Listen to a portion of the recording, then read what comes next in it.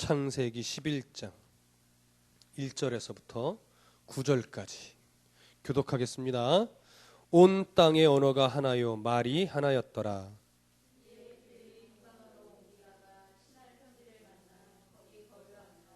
서로 말하되 자 벽돌을 만들어 견고히 굽자 하고 이에 벽돌로 돌을 대신하며 역청으로 진흙을 대신하고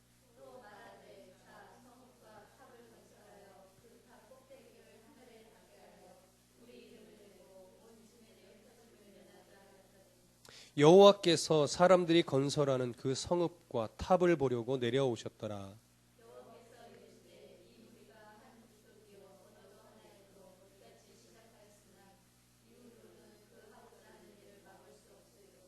자, 우리가 내려가서 거기서 그들의 언어를 혼잡하게 하여 그들이 서로 알아듣지 못하게 하자 하시고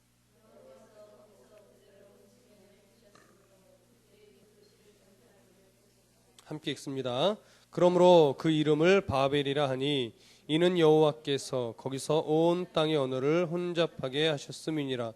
여호와께서 거기서 그들을 온 지면에 흩으셨더라. 아멘. 네, 우리는 저번 주에 창세기 10장에 기록된 노아의 후손의 그 계보에 대한 기록을 살펴보았습니다. 10장에 나타난 이 노아의 후손들의 계보는 하나님의 거룩하심을 잃어버린 그런 인류에 대한 그림이었습니다. 그래서 야벳도 함도 셈의 후손의 모습도 사실은 벨렉의 그 후손을 기록하지 않고 욕단의 후손을 기록함으로 인해서 사실은 10장에 기록된 이 노아의 후손들의 족보는 다 하나님의 거룩을 잃어버리고 자신의 뜻대로 자신의 욕망대로 살아갔던 후손의 모습입니다. 모세는 하나님의 이 하나님을 거역한 민족들의 계보를 나열하여 소개한 후에 하나님의 거룩을 잃어버린 인류가 저지르게 되었던 이런 죄성의 극치를 11장에서 보여주는 겁니다. 그래서 1절부터 9절까지는 그들의 죄성의 극치에 대한 그림입니다. 그러니까 바벨탑 하나만을 봐야 되는 것이 아니라 바벨탑을 쌓게 된 그 민족의 죄악성을 다 봐야 되는 거예요. 그것이 바로 그 죄악성의 시작이 노아의 후손들에 대한 10장의 기록인 거예요. 그래서 그 죄악의 극치의 그림으로 바벨탑을 그려낸 것이고, 그리고 나서 10장에 그럼에도 불구하고 셈의 족보 중에 벨렉의 후손들을 기록하면서 하나님이 그래도 그들을 버리시지 않고 사랑하여 지켜내신 셈의 후손들, 그래서 이어지는 아브라함의 족보까지를 계속 기록을 한 것입니다. 그래서 인간의 죄의 극치는 더 심해지고 계속하여 하나님을 거역했지만 하나님은 끝끝내 자신의 백성들을 지켜내셨고 하나님의 구원의 역사를 이루어 가셨다라고 하는 하나님의 신실하심을 봐야 되는 겁니다. 그래서 어찌 보면 늘 성경을 통해서는요, 인간이 얼마나 어떤 인물이 신앙적으로 위대한 인물이었는가, 어떤 인물이 신앙적으로 아주 죄악이 가득했는가, 이것도 성경은 나타내고 있지만 더 봐야 되는 것은 그럼에도 불구하고 하나님은 인간을 놀랍도록 사랑하셨더라. 이 하나님의 사랑하심과 하나님의 구원을 이루어 가시는 역사의 흔적들, 이런 것들을 통해서 사실은 성경을 봐야 되는 겁니다. 그래서 늘 제가 설교를 할 때는 인물이 그렇게 많이 부각되지 않는다는 걸 여러분 늘 느끼셨을 겁니다. 요셉도 다윗도 솔로몬도 성경에서 위대한 신앙의 인물로 그리고 있지 않습니다. 물론 우리가 본받을 점이 없다라고 말하는 것은 아닙니다. 구석구석 얼마나 본받을 점이 많은지요. 본받아야만 됩니다. 그럼에도 불구하고 신앙의 인물로서 그의 삶 전체가 위대했다라고 성경은 말하지 않고 있다라는 거예요. 노아도 마찬가지입니다. 자, 우선 그래서 1절에 보니까 온 땅의 언어가 하나요 말이 하나였더라, 이렇게 이야기하고 있는 이유는 이들이 바벨탑을 쌓게 된 근본적인 원인 중에 하나가 말이 하나였기 때문이다라는 거예요.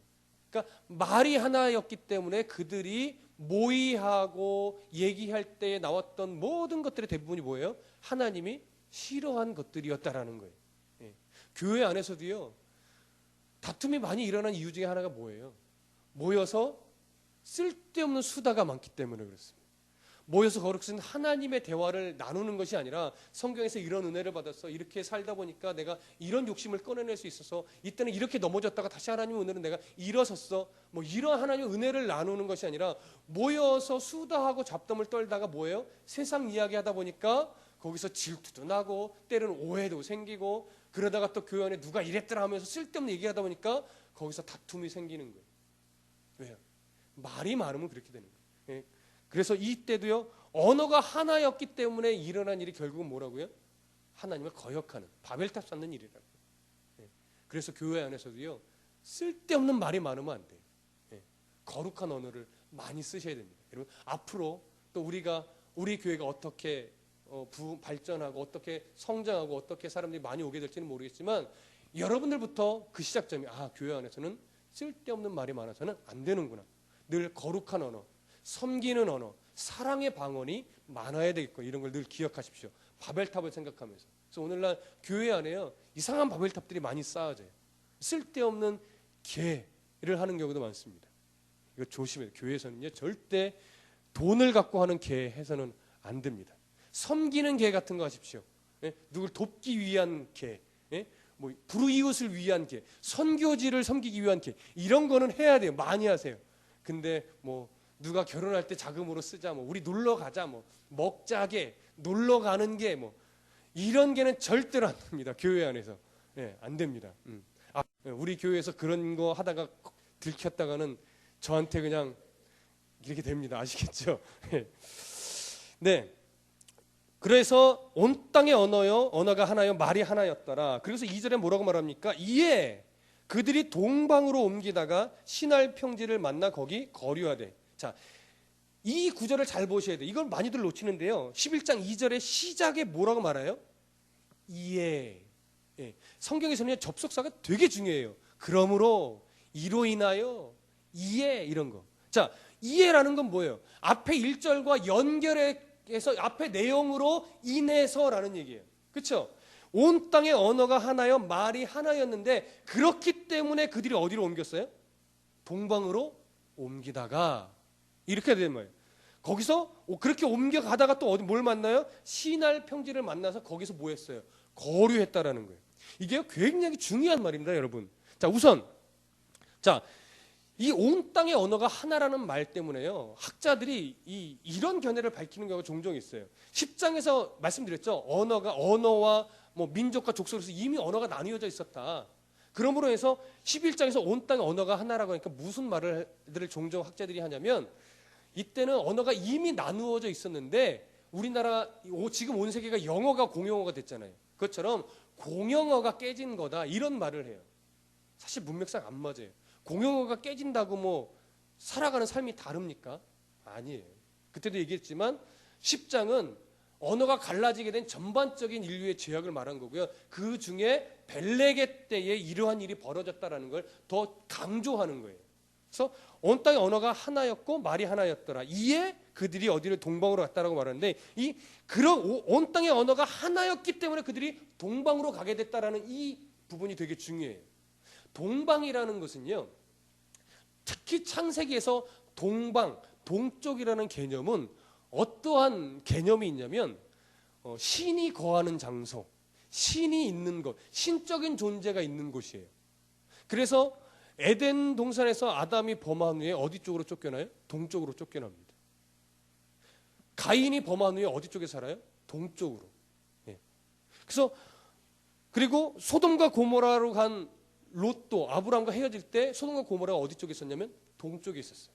그래서 실질적으로 동쪽이란 표현이 창세기에서 좋지 않은 뉘앙스로 계속해서 기록이 되는데, 왜 자꾸 동쪽이란 개념이냐면 동쪽에 어떤 신적인 존재가 거하는 곳, 이런 느낌의 그런 문화들이 있었다라는 거예요. 그래서 이들이 왜 언어가 하나였기 때문에 동쪽으로 이동했느냐? 서쪽으로 갈 수도 있고 남쪽으로 갈 수도 있고 북쪽으로 갈 수 있는데 왜 동쪽이라는 표현을 쓰고 있느냐? 아담과 하와 이후에 인류가 죄악 가운데 저주받은 땅에서 살아가게 됐고, 노아의 홍수 위에 모든 인류가 죽었고 노아와 그 자손들만이 살아남았어요. 그러다 보니까 노아가 늘 갖고 있던 염려가 뭐예요? 또 우리가 하나님께 심판받으면 어떻게 하나? 그런 두려움이 있었지만 하나님이 노아 방주에서 나오게 하고 거기서 번제를 드리면서 하나님이 노아의 염려를 이해하셨다는 듯이 내가 물로 다시는 심판하지 않겠다 라고 해서 얼마 지나지 않아서 노아가 또 어떻게 돼요? 예전의 죄악의 습관들을 술을 취하고 어떤 성적인 문제가 드러나는 그런 죄악을 또 범해요. 그러고 나서 함이 그것에 대한 관련해서 성적인 음욕을 품었는데 함의 가족 자체가 그런 죄악 가운데 거하던 가족이라 함이 저주받은 것이 아니라 함의 아들 가나안이 저주받아서 그 예언이 어떻게 돼요? 여호수아 시대 때 사실은 성취가 돼서 쭉 이어져 갑니다. 근데 그러면서 이 이스라엘 백성들 안에는 이스라엘 백성들인데 하나님의 아직 이스라엘 백성으로 이렇게 되기 전에 노아의 후손들 안에는 무엇이 있냐면 영원이라는 것에 대한 뭐가 있냐면 갈망이 있어요. 왜? 인간의 그 하나님의 형상을 닮은 종교성인 거예요. 하나님을 몰라도요, 우리나라 옛 어르신들도요, 알지 못하는 신에게 정한수 들고 빌었단 말이에요. 그렇죠? 죽은 이후라는 그런 사후 세계에 대한 우리나라 토속 신앙 때문에 뭐가 생겨요? 저승사자가 생겼잖아요. 저승사자한테 잘 보이면 잠시 좀 살았다가 저승사자가 안 돼! 하면 또 끌려가는 거예요. 그런 식으로 인간은 항상 영원, 죽음 이후에 대한 관념이 있단 말이에요. 이때도 마찬가지예요. 하나님을 알면서도 죽음 이후 우리가 영원히 살았으면 하는 영원에 대한 갈망이 있어요. 그래서 그 영원에 대한 갈망을 찾아서 그것을 충족시킬 수 있는 신적인 존재 무엇인가를 찾아서 방황하던 표현이 뭐예요? 동쪽으로 옮겼다라는 표현이에요. 하나님과 동행하지 못했다라는 얘기도 되는 거죠. 하나님을 품고 동행하지 못하는 죄악 가운데 살아가니까 하나님이 함께하지 못했고 하나님이 함께하지 못하니까 어떻게 돼요? 그런 뭔가 내 영적으로 이런 공고함, 뭔가 영혼에 대한 신적인 갈망을 채워줄 무엇인가를 막 찾아 헤매는 거예요. 그래서 언어가 하나이다 보니까 그런 하나님을 대적하게 됐고 하나님 대적하다 보니까 뭔가 모를 영적인 공고함이 생기고 그러다 보니까 영적인 무엇인가를 충족할 존재를 찾아서 헤매는데 그것이 동쪽인 거예요. 그러다가 어디를 만나요? 시날 평지를 만납니다. 그래서 거기서 거류하게 돼요. 자, 거류하게 되는데 거류하면서 한 일을 보세요. 3절 다 같이 읽습니다. 시작. 서로 말하되 자 벽돌을 만들어 견고히 굽자 하고 이에 벽돌로 돌을 대신하며 역청으로 진흙을 대신하고. 이 부분이요. 야 기술 좋은데 벽돌을 만들었네 이때 다. 이렇게 표현할 수 있어요. 이런 느낌을 받아들일 수 있는데 당시 이스라엘 백성, 당시 이때 사람들은요 주로 뭐였냐면 돌을 깎아서 벽돌처럼 무엇인가를 만들던 시대예요. 네. 그러고서 진흙으로 뭐예요? 그 사이사이를 메꿔서 붙이는 거예요. 진흙으로. 돌을 깎고 진흙을 이겨서 어떻게 해요? 진흙을 모아 이겨요. 뭐 볏짚이나 이런 걸로 같이 이기죠. 그러면서 이렇게 쌓고 쌓던 그런 시대예요. 근데 벽돌을 만들 기술이 없었냐? 그렇지는 않아요. 그만큼 벽돌을 만들 만한 진흙이 없던 땅에서 살았었단 말이에요. 그래서 인류가 보통 벽돌을 만들기 시작한 게 뭐 기원전 4,000년 전에 이렇게 말하는데 사실은 아니에요. 더 이때부터입니다. 이때부터. 그래서 이때 이들이 시날 평지를 만나서 거기서 거류하면서 제일 첫 번째로 한 일이 뭐냐면 벽돌을 만들어서 구운 거예요. 그러니까 진흙으로 벽돌을 만들어서 구우니까 돌만큼 어떻게 돼요? 단단해진 거죠. 네. 그래서 또 뭐예요? 역청으로 진흙을 대신해요. 역청이 풍부했어요. 그 신할 평지. 신할 평지에요. 벽돌을 만들 만한 진흙이 풍족했고 벽돌과 벽돌 사이를 진흙처럼 이렇게 견고하게 붙일 역청이 풍부했어요. 역청이. 하나님이 주신 자연의 산물이죠. 그래서 말한 것이 뭐냐면 4절 다 같이 읽어봅니다. 4절 다 같이 시작. 또 말하되 자 성읍과 탑을 건설하여 그 탑 꼭대기를 하늘에 닿게 하여 우리 이름을 내고 온 지면에 흩어짐을 면하자 하였더니. 그들이 그렇게 벽돌을 만들어서 건축물을 만들 때 사실은 가장 먼저 만들어야 될 게 뭐예요? 거류하기 위해서 집을 만들어야죠.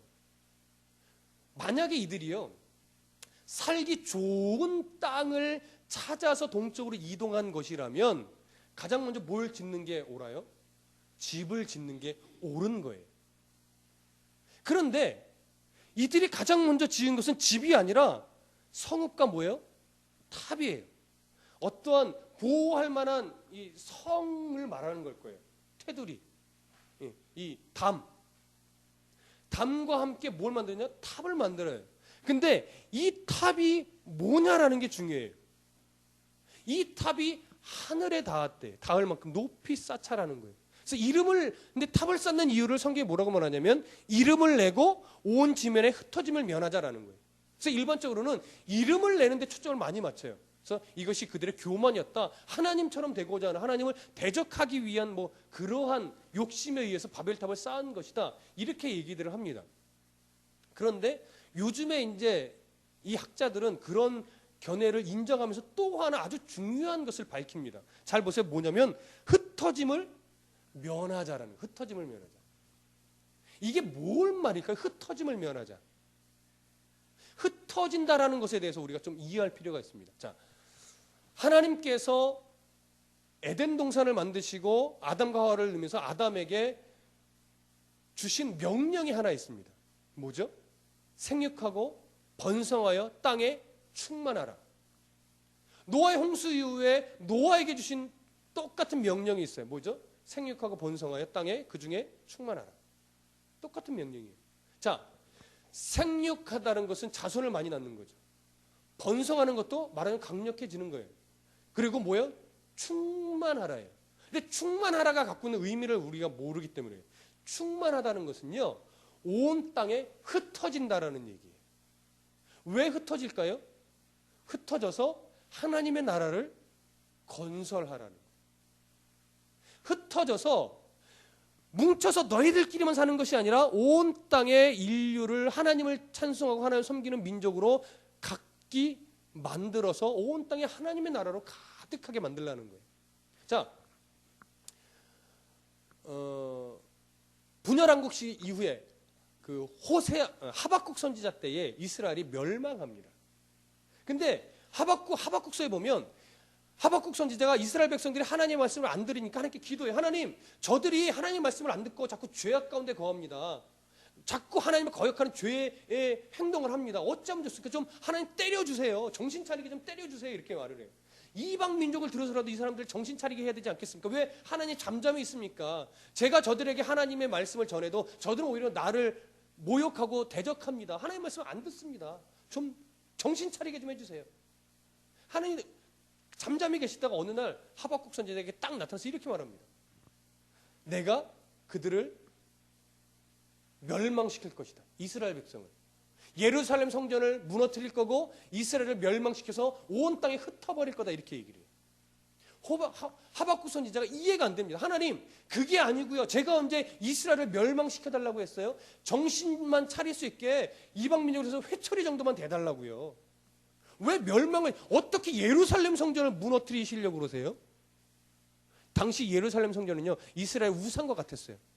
예루살렘이 있는 한 이스라엘은 멸망하지 않는다. 이런 생각이 있었단 말이에요.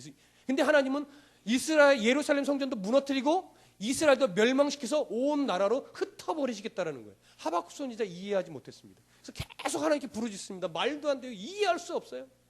근데 어느 날 하박국 선지자가 하나님의 뜻을 이해합니다. 그래서 고백한 게 뭐냐면 의인은 믿음으로 말미암아 살리라. 이 믿음으로 말미암아 산다라는 고백이 뭐냐면 맞습니다. 하나님.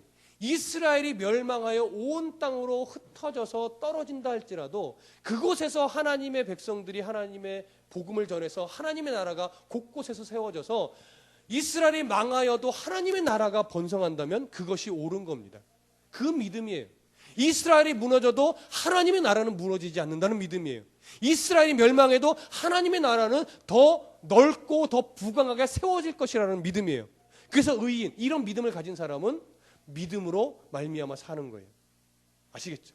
흩어져서 하나님의 나라가 더 커지는 거예요.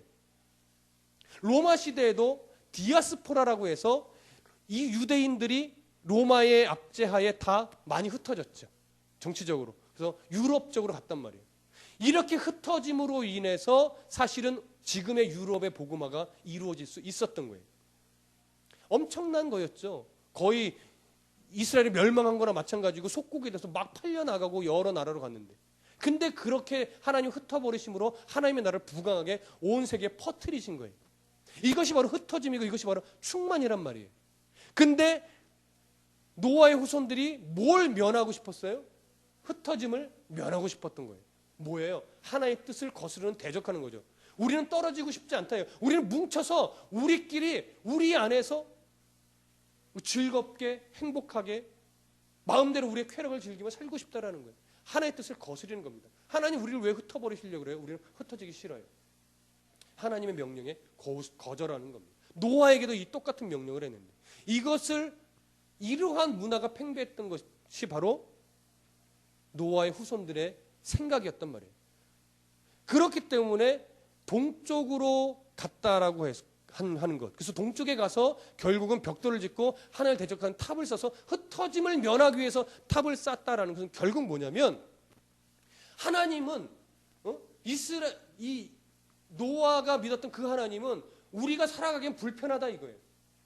그러니까 스스로가 어떤 신을 만들어낸 거예요.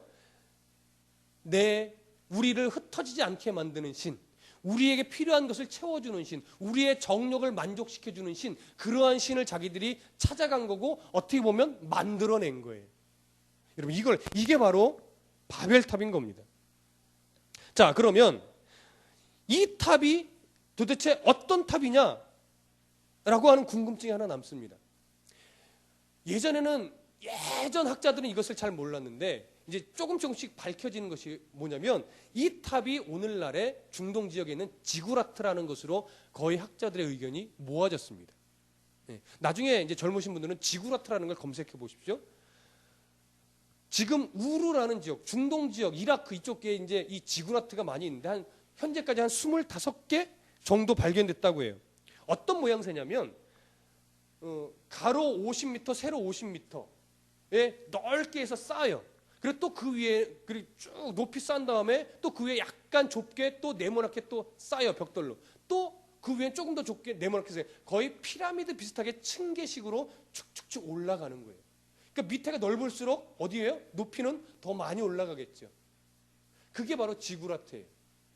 그래서 지금 현재 발견된 것은 중에 가장 큰 것은 일반적으로는 50m, 50m의 정사각형의 그 틀을 이용해서 올라가고 때로는 50m, 40m 직사각형으로 올라가는데 현재 우루 지역의 가장 큰 것이 가로 102m, 세로 102m의 그 기초만가 발견이 됐어요. 현재 지구라트 중에 높이 쌓은 게 다 남아있는 것은 다 무너져 내린 그 틀만 남아있어요. 근데 102m, 102m를 계산해 보니까 현재 높이가 24m라고 얘기하지만 그것은 반 정도로 추정이 되어 있어요. 그래서 높이 한 50m 정도는 높이 쌓았을 것이다. 50m. 당시 기술이 50m, 지상에서 50m면요. 당시 사람들의 개념 하에서는 하늘에 닿은 거예요. 근데 학자들이 그런 바벨탑의 높이는 어땠을 것이냐? 학자들의 견해는 약 90m 정도는 올라갔을 것이라고 견해를 밝힙니다. 이 고고학적인 근거 하에서. 그러니까 그들이 볼 때 바벨탑은요. 어디에 닿은 거나 마찬가지예요? 하늘에 닿은 거나 마찬가지예요. 그래서 바벨탑 꼭대기에 지구라트 꼭대기를 무슨 색깔로 칠했냐면 보통 푸른색으로 칠했대요. 왜? 하늘에 맞닿았다. 하늘이다라는 의미로. 그러면 그 바벨탑, 지구라트라는 탑 속에는 방이 있었느냐? 방이 없었어요. 그냥 진흙 벽돌로 가운데는 채웠고 겉에는 구운 벽돌로 쌓았고 그 사이사이를 뭘로 칠했냐면 역청으로 칠한 거예요. 그래서 아주 단단하고 아주 견고했대요. 그래서 올라갔는데 맨 꼭대기층에는 뭘 했냐면 신의 문이라고 해서 신들이 거닐고 노는 신당 같은 걸 만들어 놓은 거예요. 근데 이 신당은 예배를 하거나 경배하는 그런 장소가 아니었다고 합니다. 신들이 와서 그냥 쉬고 노는 장소예요. 그 제일 꼭대기층에 이렇게 뭐 나선형으로 계단을 만들다가 이렇게 하여튼 계단을 만들었는데 그 계단을 통해서 그 신의 문에 들어갈 수 있는 사람은 오직 제사장의 역할을 하는 사람밖에 못 들어갔대요. 그들이 신들이 먹을 음식들이나 이런 걸 챙겨서 올라가는 거예요. 그럼 거기서 신들과 놀다가 그들의 영혼에 대한 문제를 그 신이 해결해주고 또 인간이 요구하는 욕망들 있잖아요. 그것들을 그 신들이 같이 놀면서 그것들을 하나씩 해결해 준다라는 그러한 믿음을 그들이 갖고 있었다고 합니다. 결국 노아의 후손들은요, 시날 평지에서 벽돌을 만들어서 지구라트라고 하는 이 바벨탑을 쌓음으로 결국 어떠한 존재를 하나 만들어낸 거냐? 자기들의 요구를 들어줄 신을 만들어낸 거예요. 그렇기 때문에 바벨탑은 단순하게 인간의 교만에 의해서 나타난 이런 그 산물이 아니라 하나님을 대적하는 우상을 만든 산물인 거예요. 그래서 바벨탑 자체가 뭐냐면 하나님 자리를 대신 차지한 우상인 겁니다. 그래서 이 노아의 후손들이 결국 그들이 언어가 하나였기 때문에 만들어낸 문화는 우상 숭배였어요. 이게 참 무서운 겁니다. 그래서 하나님이 생육하고 번성한 땅에 충만하라는 이 계명 하나를 이스라엘 백성들은 거절하고 싫어요. 하나님, 우리는 우리의 요구를 들어줄 신이 필요합니다. 그래서 동방으로 옮겨서 신할 평지에 머무르고 거기서 바벨탑을 쌓았고 거기서 하나님을 대신할 신을 만들어 낸 것이죠. 자, 5절과 6절을 보겠습니다. 5절과 6절 다 같이 시작. 여호와께서 사람들이 건설하는 그 성읍과 탑을 보려고 내려오셨더라. 여호와께서 이루시되 이 무리가 한 족속이요 언어도 하나이므로 이같이 시작하였으니 이후로는 그 하고자 하는 일을 막을 수 없으리로다. 자, 여기 하나님께서 그들이 건설하는 성읍과 탑을 보려고 내려오셨다라고 표현하고 있는데, 이것은 하나님이 어떠한 인간의 몸을 입고 가현적 눈에 보이듯이 내려와서 이렇게 살펴봤다 이런 것이 아닙니다. 하나님이 안 내려와도 다 알지요.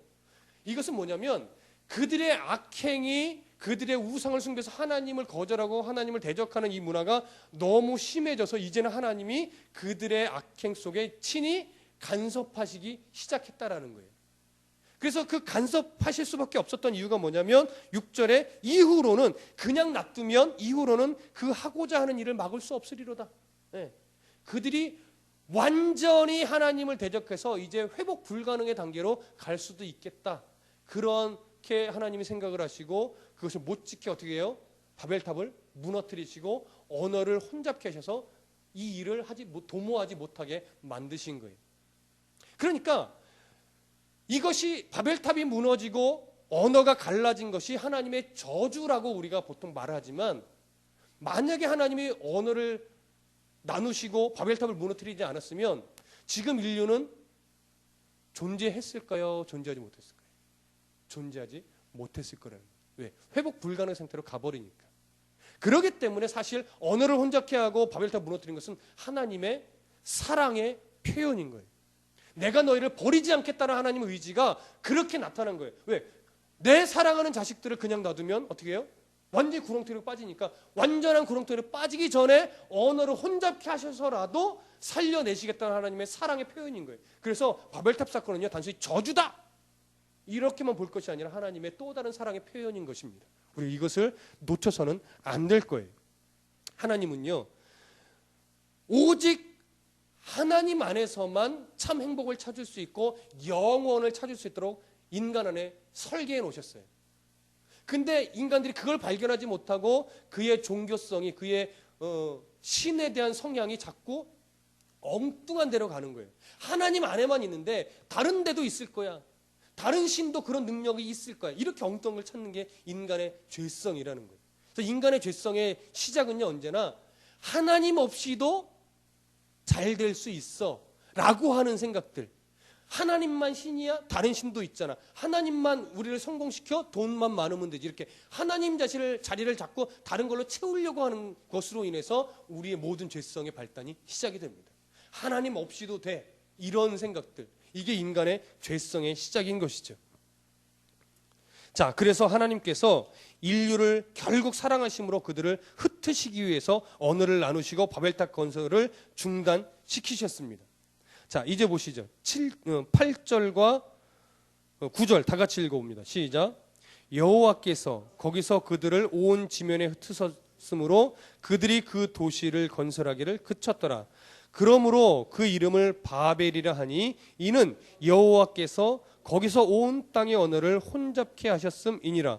여호와께서 거기서 그들을 온 지면에 흩으셨더라. 자, 우리가 이 바벨탑 사건을 통해서 놓치지 말고 꼭 기억하셔야 될 것은 뭐냐면, 인간이 자신들의 지혜로 아무리 노력하고 아무리 힘쓰고 애쓰고 아무리 과학 문명이 정말 첨단을 달린다 하더라도 하나님의 계획을 꺾을 수 있다 없다? 없다라는 것을 하나는 발견을 하셔야 돼요. 아무리 문화가 막 대단하고 아무리 과학 문명이 우주를 넘나드는 문화라 할지라도 하나님의 계획은, 인간을 사랑하여 구원하고자 하는 하나님의 계획은 꺾을 수 없다. 그리고 어떠한 죄악이 극치를 달린다 할지라도 하나님은 자신의 백성들을 포기한다, 포기하지 않는다? 포기하지 않는다. 여러분, 이거 하나만 갖고도 오늘 우리는 정말 안정감 있게 불안해하지 않고 하루를 살아갈 수 있는 겁니다. 이것을 깨닫지 못하니까 예수는 믿는데 삶이 불안한 거예요.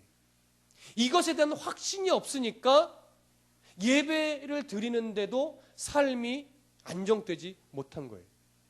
여러분, 권면합니다. 이것에 대한 확신을 하나님 달라고 소망하며 기도하십시오. 하나님, 이것에 대한 믿음이 흔들리지 않게 해달라고 기도하십시오. 그러면 예수 믿는 자의 삶이요, 부하든 비천에 있든 명예가 높든 낮든 어떤 형편에 있든지 절대 불안한 삶을 살아가지 않을 수 있습니다. 저를 보시면 좀 불안하십니까? 안 불안하시죠? 저도 안 불안합니다. 좀 불편한 건 가끔 있습니다. 근데 그건 불편한 게 가끔 있는 것이 불안하지 않습니다. 왜요? 하나님이 우리의 인생을 결코 버리시지 않는다는 확신을 저는 그냥 관념적으로 갖게 된 사람이 아니라 성경을 통해서 발견했고 확신했고 그 믿음이 결코 식어지지 않기 때문입니다. 여러분, 이 믿음이, 예수를 믿는데 이 믿음이 없다라는 것은 좀 말이 안 맞는 겁니다. 교회 나오는데 구원의 확신이 없어요. 이것도 말이 안 되는 거예요. 예수 믿어요. 근데 천국을 갈지 안 갈지 잘 모르겠어요. 이거 말이 안 되는 거예요. 예, 그렇죠? 그러니까 여러분, 예수를 믿는다라고 말할 때 성경에서 이러한 확신을 우리에게 심어주고 싶은 겁니다. 이러한 믿음을 제가 계속 소개를 하고 싶은 거예요. 예, 제가 안정된, 저같이 편안하게 사는 사람이 어디 있겠습니까? 예?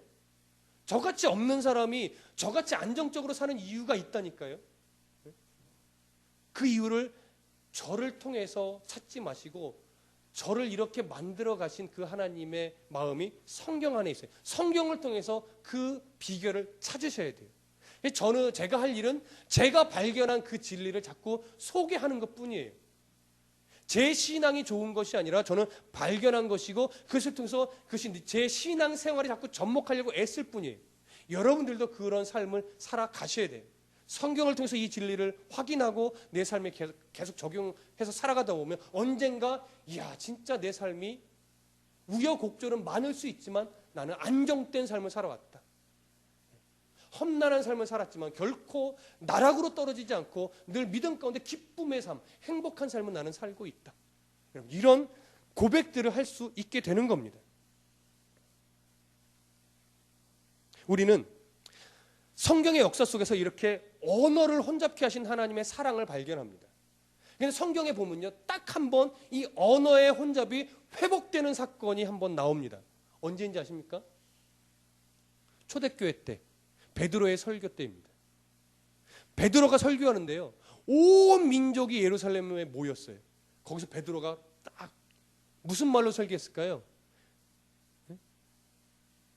헬란 말이 아니라 아람어일 거예요. 아람어. 그러니까 히브리어에 가까운, 히브리 사투리 정도 되겠죠. 아람어로 설교를 했을 거예요. 유대인이니까. 그런데 오늘날로 그냥 표현하자면 스페인 사람은 와서 그 말을 스페인어로 알아듣는 거예요. 말은 히브리어로 하는, 아람어로 하는데 귀에는 무슨 말로 듣는지 스페인어로 들려요. 프랑스 사람이 왔는데요, 프랑스 말로 들리는, 이태리 말로 들리는 거예요. 영국 사람이 와서 듣는데 분명히 저 사람은 히브리 말로 하는데 영어로 들리는 거예요. 뭐예요? 언어가 회복되는 사건이 일어나는 거예요. 그로 인해서 이렇게 거기서 베드로의 복음을 들은 사람이 각국에 가서 뭘 세우느냐? 교회를 세우는 역사가 일어났었어요. 그로 인해서 생겨진 대표적인 교회가 어디의 교회입니까? 로마 교회입니다. 로마는요, 베드로가 세운 교회도 아니고 바울이 세운 교회도 아니에요. 베드로의 설교를 듣고 회심한 유대인이 로마로 다시 돌아가서 로마에서 교회를 세운 거예요. 그것이 바로 로마서의 내용이에요. 그러면 왜 초대교회 일의 회복의 역사가 한번 일어났을까요? 하나님께서는 하나님의 백성들을 이제 회복시켜 나가시는데 무엇을 통해서요?